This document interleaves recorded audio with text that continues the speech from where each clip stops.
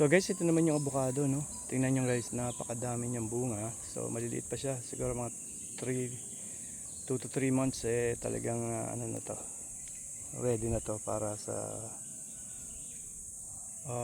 ready na para pahinugin. Ayan, tingnan nyo guys, oh.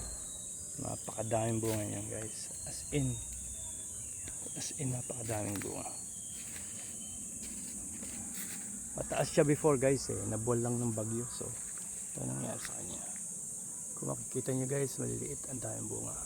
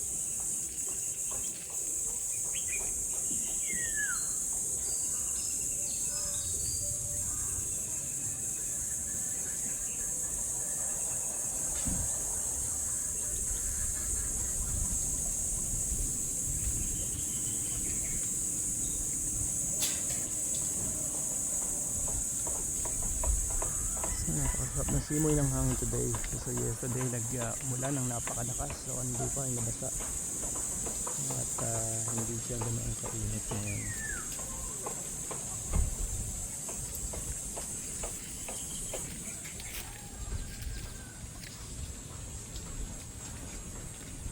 So magkakatabi siya guys, ito yung katabi ng avocado, katabi ng talong. Ayan, makikita nyo guys, nagkatabi na siya.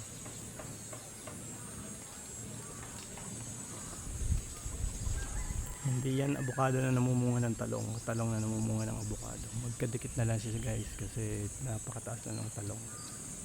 Ayan.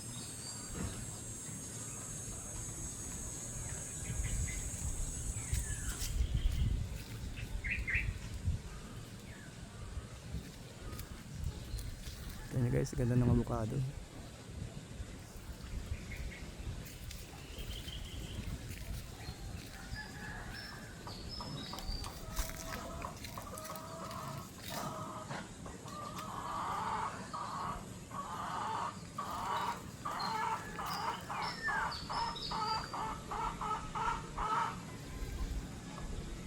Kagandahan dito sa avocado guys, wala siyang dahon pero ang bunga naman niya,